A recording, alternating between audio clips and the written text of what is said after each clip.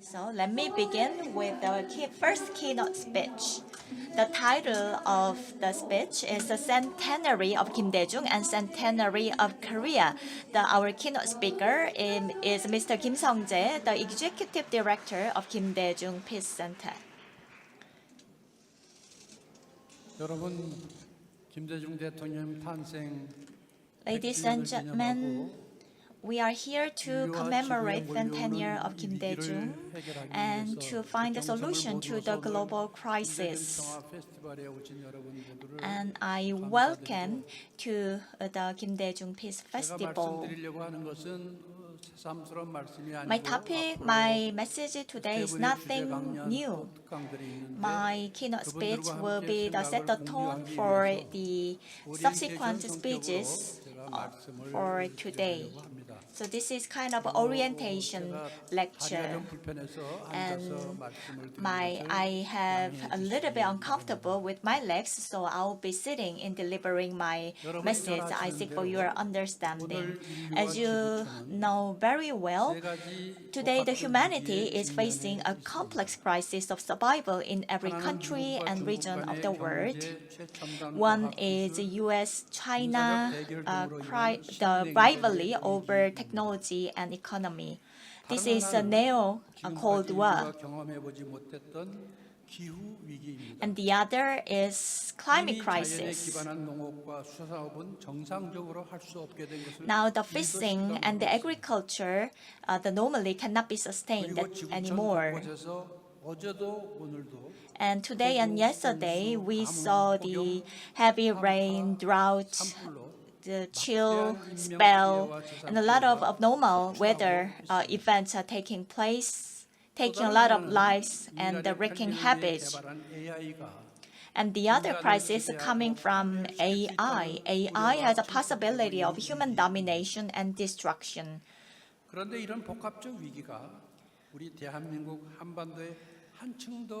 These complex crises are adding more risks on the Korean Peninsula. And as you know very well, the U.S. presidential election is just around the corner. The outcome of the election may add the global crisis depending on the outcome per se. The Kim Dae-jung Peace Center and JeollaNamdo province held a festival. This festival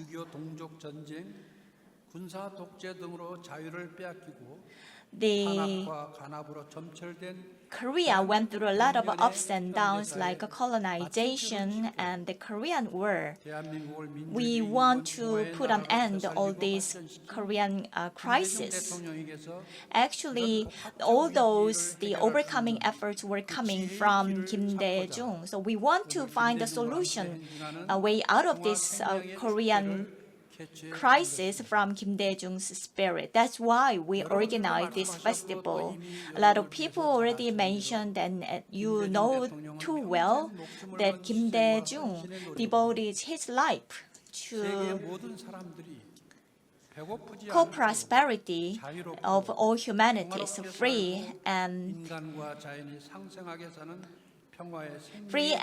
win-win. And they win-win co-prosperity of the nature and humanity have been pursued by the President Kim Dae-jung. And Nobel Peace Prize that he won is the very testimony for his life. Now let us think about a new Cold War crisis and path to resolution. The new Cold War crisis between the United States and China is actually a hot war, not a Cold War. Actually, real Cold War was between the United States and the former Soviet Union. And we thought that the Cold War was over as we went into the rapprochement. However, at that time, we had a great concern that the Cold War may be escalated into the hot war, even though we called the situation as a Cold War. However, the third world, Africa, South America, Asia, and Middle East, all those areas are mired in hot war, backed by Russia China and the United States. The Middle East War and Pakistan War, and also Afghanistan War by Russia are the very examples of hot war under the name of Cold War, and those wars are bringing about more risks to our life. 이러한 냉전 열전의 명분은 The pretext of this hot war and Cold War was patriotism and peace. However, behind the scene, 명분을 통해서 이익을 얻고자 하는 there were people who take advantage of this situation. They are the elites and the defense industry and the security forces. Not only those wars sacrificed the people and the enemy state, but also their own people were taken hostage for this war. However, the wars are continuing. In a sense, now I see that the new hot war situation is sustained and continued. Now we see we know that North Korean troops were dispatched to Ukrainian and Russian war, and we had a grave concern over the situation because it might trigger a security concern between the North and South Koreas. So the crisis is not the story from other country, but our own story. Democracy, human rights, and peace promoted by President Kim Dae-jung are not from Western idea. That they are not the tools for the Western domination. Actually, of course, those keywords were used as tools for the Western domination. And Kim Dae-jung's fight is not only about against the imperialism. Kim Dae-jung's peace, human rights, and democracy were for the poor people, and respect for the human rights and women and the marginalized people. So all those figures and actors have to be enclosed in the society. So this inclusive democracy actually saved Korea from the crisis. In particular, through the human rights guarantee, the poor people were guaranteed for their basic rights. And if they want to learn, they can go to school. And if they are sick, and they can go to the hospital. That was productive welfare policy. And also the supportive but the non-interfering cultural democracy policy allowed the cultural arts, which is K-culture or the Korean wave, which creatively expresses human integrity, virtue, and beauty around the world. And President Kim Dae-jung's win-win inclusive sunshine policy, rather than a hostile security policy, opened the way for North and South Koreans who had been enemies for a half-century of division, but to live as one nation in peaceful coexistence and peaceful exchange. In addition, Korea was able to reconcile with Japan and create an environment for peace, security, and economic community in Northeast Asia and East Asia. In 2024, Professor Robinson of University of Chicago, who was awarded Nobel Prize in Economics for his research on the Korean economy, stated that South Korea has become and continues to be the world's most successful economic model due to its democratization. This process has created broader opportunities and motivation for human creativity and innovation, fostering inclusive institutions not only in industry but also in culture. Although the Robinson does not explicitly mention Kim Dae-jung, it is clear that he was alluding to President Kim Dae-jung, as he was the only Korean president who achieved democratization and 대통령은 implement 김대중 such 대통령이기 inclusive 때문입니다. policies. 그러므로 우리는 신냉전과 Therefore, 열전에 대한 해결의 we 길을 believe 김대중 the solution to the 대통령의 global 평화 new cold and 공존, hot wars can be 포용적 found 민주주의, in President Kim 그리고 Dae-jung's 포용적 peaceful 햇볕 coexistence, 정책에서 그 inclusive 신뢰를 democracy, 찾을 수 있다고 or 생각합니다. peaceful exchange and cooperation, and inclusive sunshine 두 번째로 policy. 함께 생각할 것은 Next, we 기후위기와 have to 해결의 think 길입니다. about climate crisis and the way forward. 기후위기는 그 어느 위기보다도 The 지금 climate 긴박한 crisis is more urgent than any other crisis. 국제사회는 기후위기에 대응하기 위해서 In response to the 1992년 climate 유엔 crisis, 주재로 브라질 리우에서 the international community held the UN Nation Conference on Environment and Development in Rio, Brazil in 1992 under the auspices of United Nations and adopted the Rio Declaration, and which is Agenda 21. However, initiative was not successful. 이제는 지구를 살리고 인류가 살기 위해서는 더 이상 개발을 지속해서는 안 된다.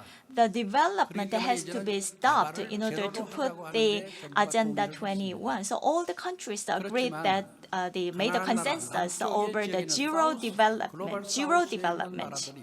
However, global South countries argue that if their development remains zero and they will not escape from poverty, and the global North would continue to thrive, so they argued that 마이너스 디그리하고 so the global North go to minus degree, while global South should be allowed to go into a plus degree. So the all in all, the development degree could be zero. However, this initiative could not under support from the global North.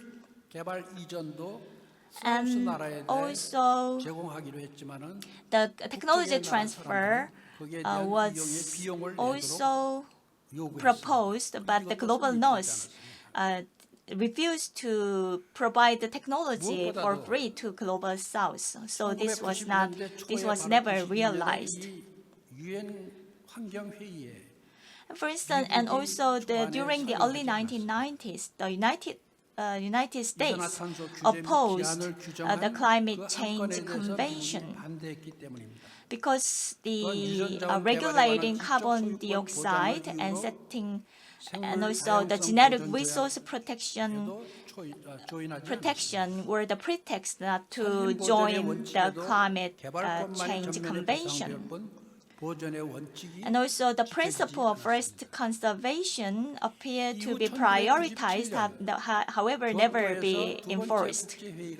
In Kyoto, there was second conference, so-called Kyoto Protocol was adopted in 1997. At that time, the world's largest emitter, the United States, withdrew from the agreement, making the Kyoto Protocol entry into the force unclear. And in 2004, another initiative was made. However, it was never enforced as well. And in 2015, Paris Agreement was made. 파리 협정을 통해서 이산화탄소가 At that time, the carbon dioxide should be regulated not to raise above the level of the Industrial Revolution. In 2016, the Obama administration endorsed the Paris Agreement. However, the President Trump withdrew from it during his first year in office, citing it as an impediment to business activity. President Biden subsequently issued an executive order to rejoin the Paris Agreement after taking office. However, according to U.S. political media Politico, former U.S. President Trump will withdraw from the Paris Agreement again if he wins the presidential election in this month. Previously, Trump criticized the Paris Agreement as a rip-off. 바이든 대통령의 기후 정책에 반대하는 미국 석유업계에서는 And the U.S. oil industry, which opposes Biden's climate policies, is already drafting a proposal not only withdraw from the Paris Agreement, but also from the United Nations Framework Convention on Climate Change. So the urgency of the climate crisis, which is actually causing massive loss and damage in many parts of the world, has led scientists, artists, and global activists from around the world to form a global team and project that is Climate Clock. The project and the name of the organization is called Climate Clock. Each year, they set aside a day as Climate Emergency Day to mark the ticking of the climate clock. The climate clock estimates the time remaining before the global average temperature rises by an average of 1.5 degrees Celsius above the pre-industrial level. 1.5 degree rise in global average temperature will cause glaciers to melt and sea levels to cover the planet. This is the very threshold of the climate crisis that experts around the world agree upon. Beyond this point, human efforts and willpower are no longer effective. The Climate Clock as a group announced this year, July 22nd, 2024, this year, has been set as a climate emergency day. The clock ticked down below 5 years or 0 days to 4 years, 364 days. On July 22nd. This means that humanity's remaining time, which had more than 5 years, would now be reduced to the 4-year band.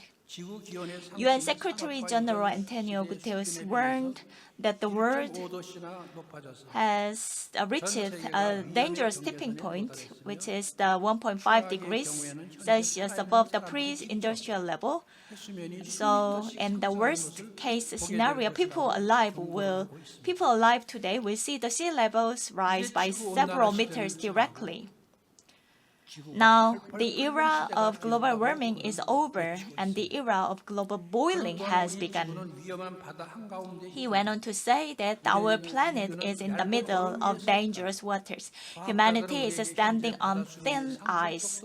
Scientists are telling us that the current rate of sea level rise is faster than at any time in the last 3,000 years and will more than double since 1990s. As global temperature rises, glaciers melt. Humanity will not only be able to live normally, but may even perish due to rising sea levels, global warming, water supply problems, ocean circulation changes, geographical changes, natural disasters and catastrophes, as well as changes in ecosystem, loss of biodiversity, and new diseases caused by the activation of ancient viruses. President Kim Dae-jung early on advocated cosmo democracy, which means beyond the human-centered worldview of conquering and owning the nature, the right of natural life to survive must also be guaranteed and respected. We must find a solution to climate crisis from ecological worldview of President Kim Dae-jung, which is cosmopolitan democracy and nature and human beings as living organisms. Now let me talk about AI crisis and the way forward.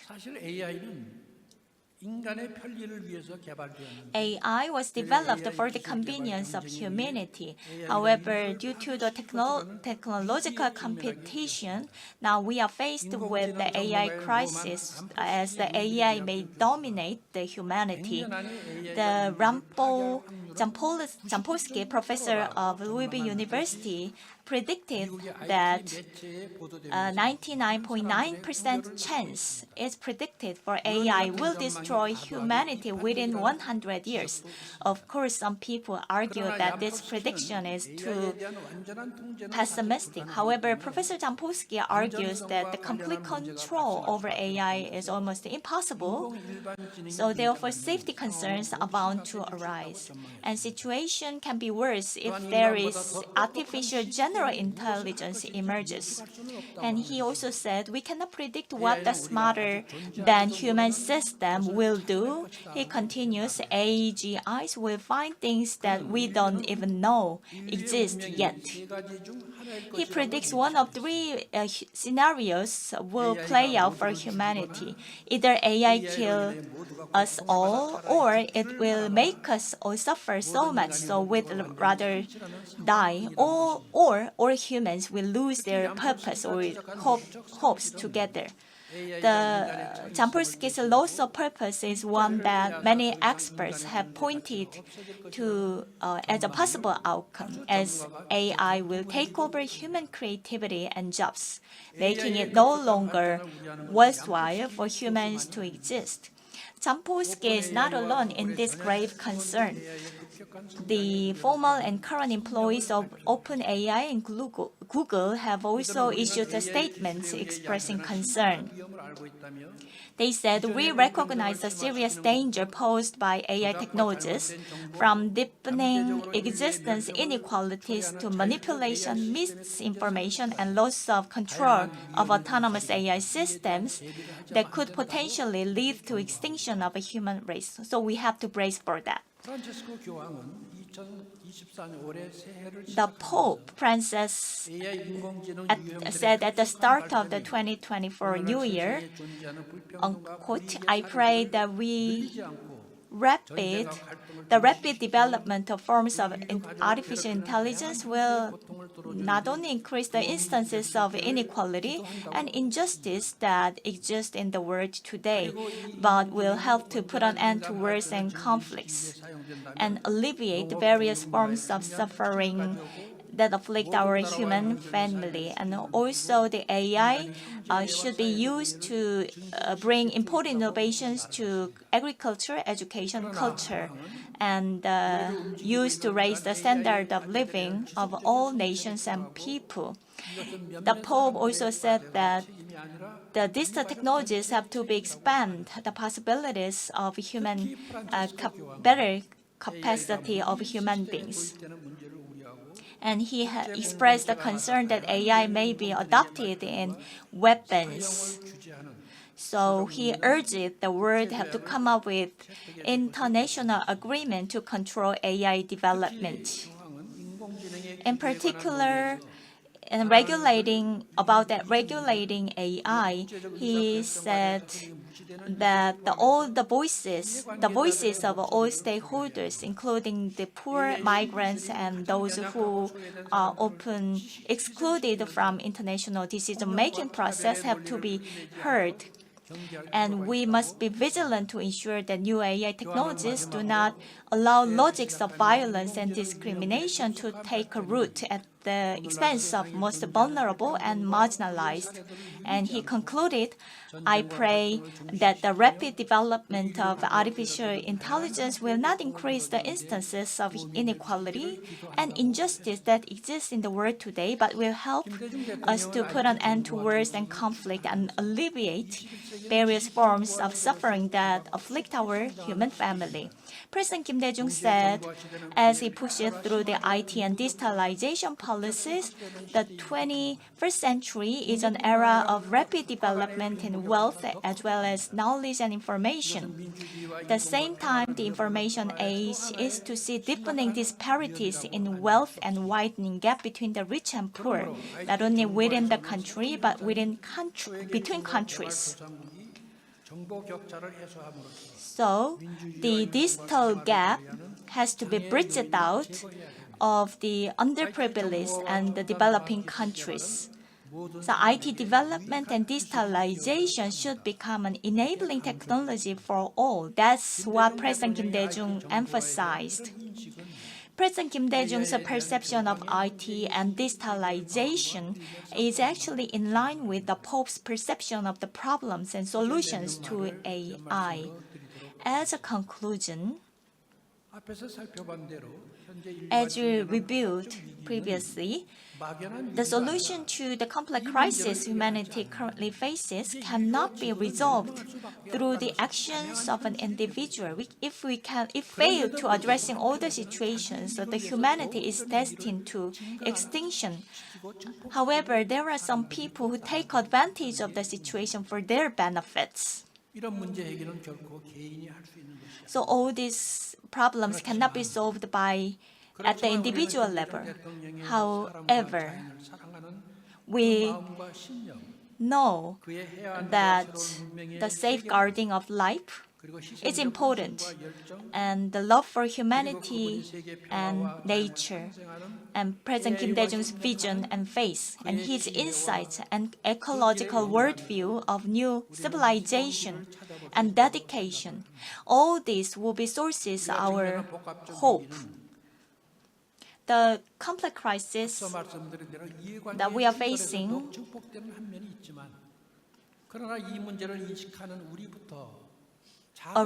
did not arise from a lack of experts or specialized knowledge, rather from political and economic situations.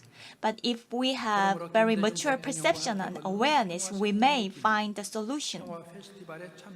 So as participants in this festival, we must draw inspiration and wisdom from Kim Dae-jung and become beacon of hope for humanity and the earth. Thank you for your attention. 김성재 상임이사님께 다시 한번 큰 박수 Ladies and gentlemen, another big round of applause to Executive Director Kim Sung-jae. Humanity is strong as well as weak, so nothing can be done at the individual level. However, if we collect our wisdom and insight, we can achieve many things. It's not about a lack of experts, but also the conflict raises a lot of problems. I hope today's and tomorrow's event will be the forum for discussion of hope. 김대중 100년이라는 주제로 문을 열었고요. This was the very first keynote speech. 준비하도록 하겠습니다. 이어서 데스몬드 레아 투투 재단의 자넷 잡슨 CEO께서 인류와 자연의 평화적 공생이라는 주제로 말씀을 해주시겠습니다. 자넷 잡슨 CEO님 무대 위로 모시도록 하겠습니다. Please welcome CEO 자넷 잡슨 to the stage. On the Centennial of Kim Dae-jung's birth peace festival. So please welcome her up to the stage with a round of applause. Round of applause, please. Good morning, everyone. There are many, many important dignitaries in the room today, and so we have a saying in South Africa, all protocol observed. So I will use that saying to say, all protocol observed. It is such an honor to be with you, and to be with you in particular in celebration of this incredible, incredible leader, Kim Dae-jung, a leader both for South Korea as well as a leader for the world.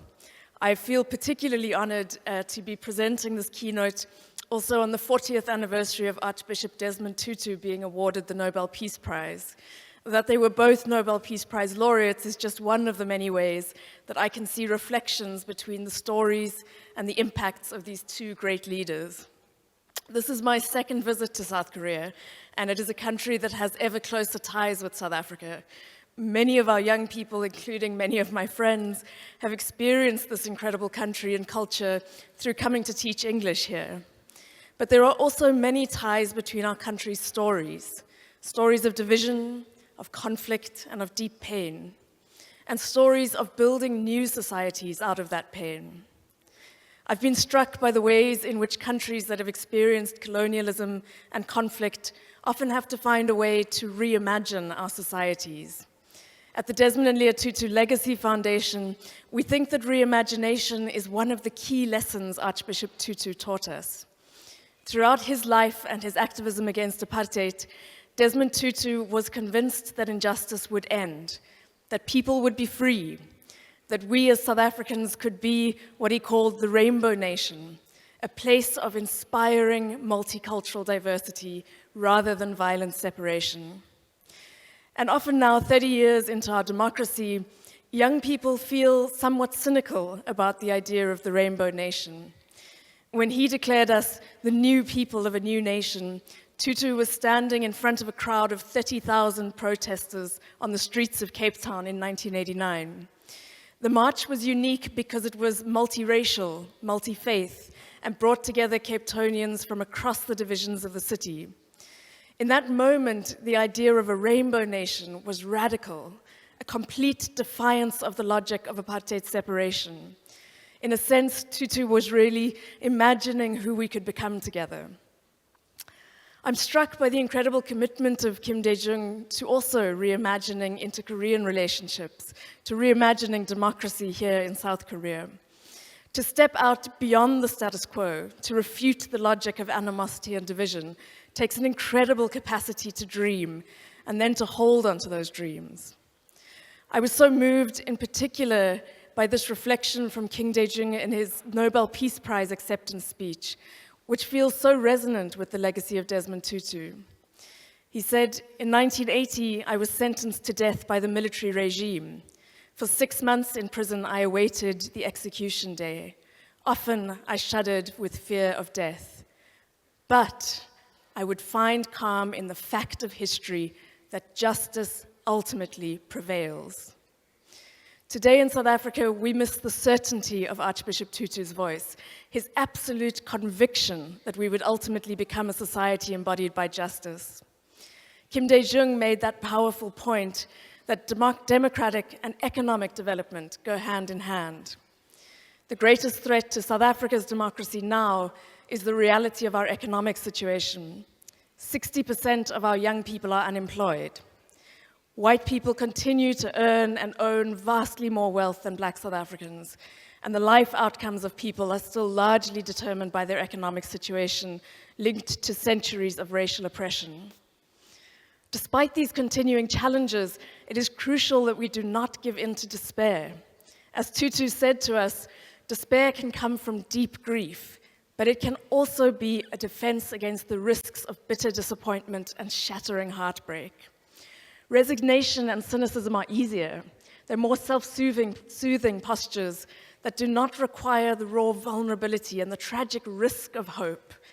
To choose hope is to step firmly forward into the howling wind, bearing one's chest to the elements, knowing that in time, the storm will pass. Tutu believed that there was no one and nothing that could not be transfigured. As he said, there is no tyrant who can resist us, no oppression that cannot be ended, no hunger that cannot be fed, no wound that cannot be healed, no hatred that cannot be turned to love, and no dream that cannot be fulfilled. This certainty was a powerful force in the face of the brutality of the apartheid regime. It was a force that spurred him on in mobilizing the international boycott, divestment, and sanctions campaigns against South Africa, which was so crucial in our ultimate liberation and move to democracy. Learning about Kim Dae-jung's incredible legacy, I feel that same sense of deep certainty that he had. A sense that what seemed impossible to so many, a positive relationship, a real engagement between the two Koreas, could be just around the corner. But for these dreams to be made real, it requires significant investment in building our human relationships. Archbishop Tutu is probably best known for his work on reconciliation in South Africa. He became our guide through the challenging process of coming to terms with our painful, violent history and the scars of our division. At the heart of this work of reconciliation was a deep understanding of our common humanity. We call it Ubuntu. It's a word that's hard to fully translate, but comes from a phrase that a person is a person through other people. A recognition that our fates are ultimately tied up with one another. In South Africa, this meant a recognition that the liberation of Black South Africans would ultimately liberate white South Africans too.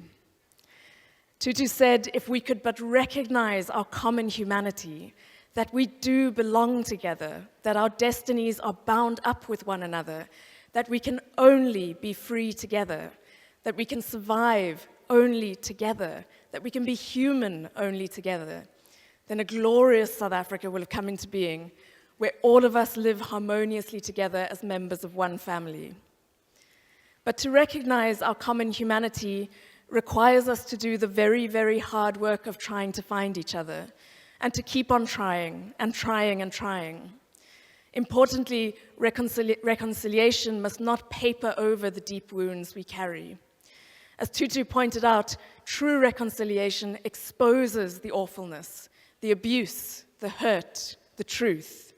It could sometimes even make things worse. It's a risky undertaking, but in the end it is worthwhile, because in the end, only an honest confrontation with reality can bring healing. It was ultimately the genius of the negotiations process for our democracy in South Africa that led to the establishment of the Truth and Reconciliation Commission, chaired by Archbishop Tutu. In his first address to the commissioners, the Arch noted, "We have seen a miracle unfold before our very eyes. The world has marveled as South Africans, all South Africans, have won the spectacular victory over injustice, oppression, and evil. The miracle must endure. Freedom and justice must become realities for all our people.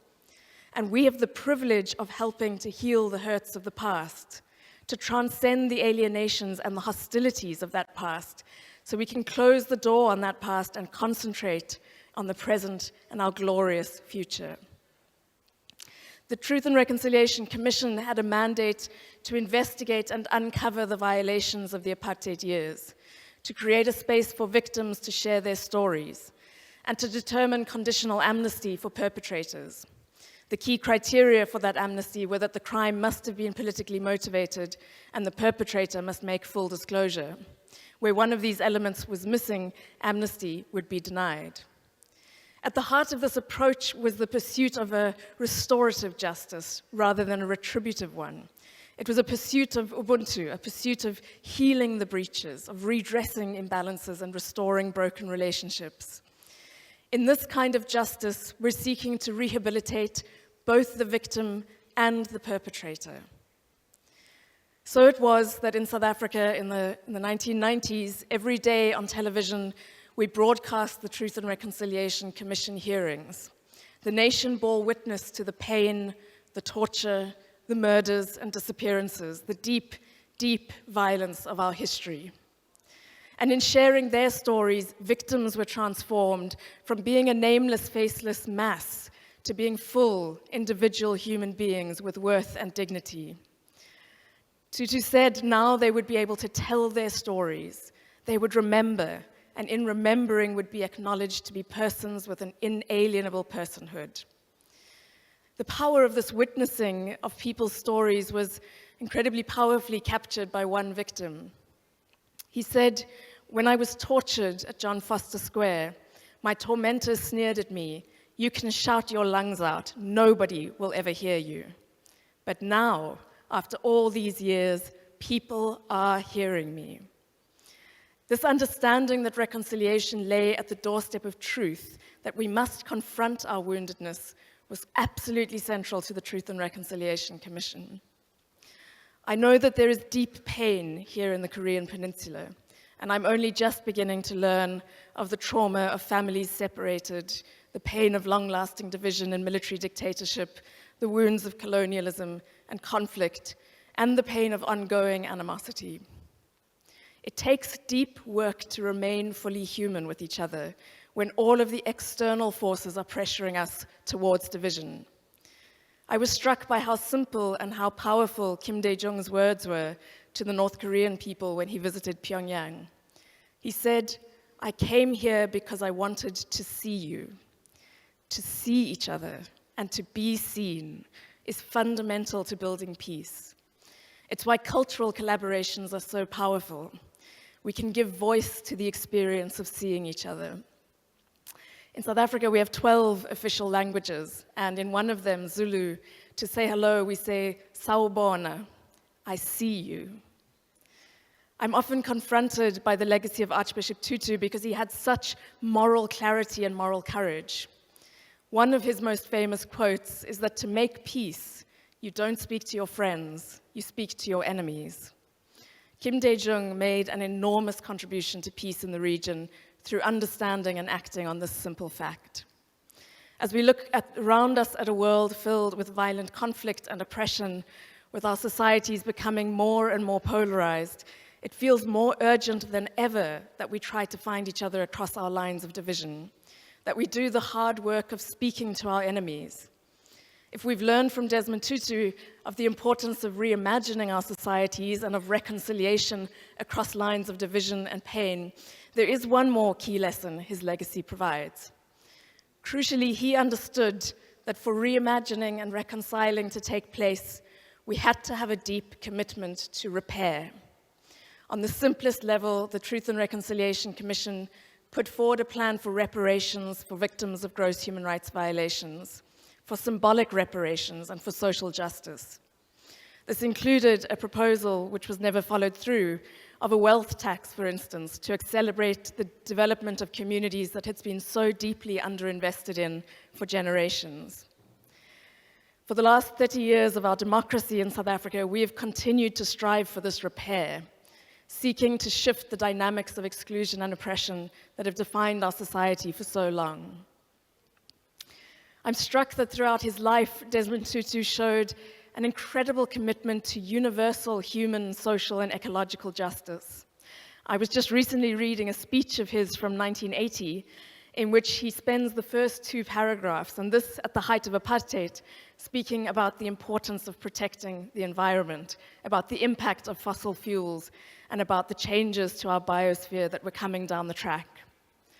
He also understood the importance of gender equality. As Archbishop, one of his key priorities was to get the church to ordain women as priests. Tutu was a passionate activist for equality of sexual orientation and gender identities, making a significant contribution to ensuring the inclusion of these rights in South Africa's new constitution.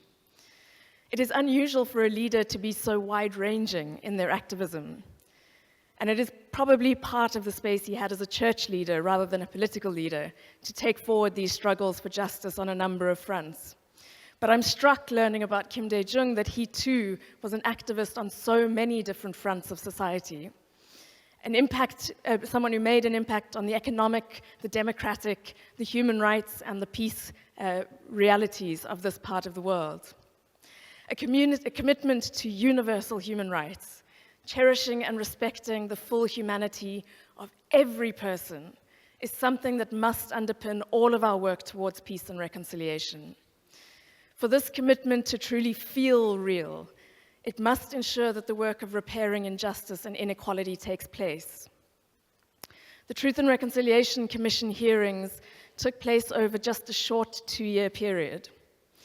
And while 22,000 people who testified were ultimately identified as victims of gross human rights violations, this is just the tip of the iceberg. For so many, the wounds remained deep and unspoken. And for many, there has not been enough work to truly repair the damage done, to continue to bear witness to these stories. Repairing the damage done by colonialism, apartheid, and division is fundamental to our ability to heal and to find each other. I'm struck by Kim Dae-jung's ability to see that the work of repair between the peoples of the 2 Koreas was fundamental to peace and ultimately to mutual security. It is in the meeting, in the collaboration on economic and cultural ventures, in the truly seeing each other and taking actions that we will be able to secure peace. It is this emphasis on repair that is important in all conflicts. In our work at the Tutu Legacy Foundation, we speak often of seeking the courage for societal healing. The idea that the deep roots of transformation lie in the work of healing from the wounds of discrimination, oppression, and inequality. As I've outlined this morning, we think that societal healing requires 3 things of us. It requires us to reconcile. And at the heart of reconciliation is the deep belief that ultimately we are all connected, a deep belief in Ubuntu. The implication of Ubuntu is that our fates are tied up together. In dehumanizing you, I dehumanize myself, and in your liberation, I am liberated too. To reconcile is to accept the fact of our shared humanity, and to do the very hard work of keeping on trying to find each other across the divides that have defined us, often for generations. Secondly, we must repair what damage has been done.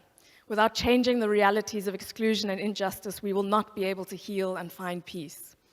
And finally, we must reimagine our societies. It is one of the great gifts of Desmond Tutu and Nelson Mandela and of Kim Dae-jung was their capacity to reimagine our societies and then create the conditions for all of the rest of us to believe it. In many ways, this work of reconciliation, repair, and reimagination is a conversation between the past, the present, and the future. If we can reconcile, repair, and reimagine our societies, then we can create the conditions for deep healing and deep peace that we are yearning for as a nation and as a world. There are many, many successes in the South African story, that we negotiated our way to democracy, that we have strong and enduring democratic institutions, that we have a mature political landscape in which we have now just seen in this year's elections that the party which governed for 30 years lost its majority without any challenge to our democratic systems. For all the cynicism that people may carry, as a nation, South Africa continues to strive for peace, for justice, and for freedom. To lead our societies towards peace requires of us a deep ability to connect to our shared common humanity. It is to insist, even in the face of political division and polarization, on our interconnectedness. It is to understand that inevitably our fates are tied up with one another. South Africa's journey of reconciliation is ongoing, and it's a journey we continue to take seriously. It is perhaps one that will never reach a final conclusion. But that is the work of our societies, to keep on trying to find each other. To keep on trying to find each other in conditions of polarization, oppression, conflict, and division. To keep on trying and trying and trying. It strikes me that this is what Kim Dae-jung was doing so powerfully. It is in the pursuit that we ultimately find our shared humanity and shared freedoms.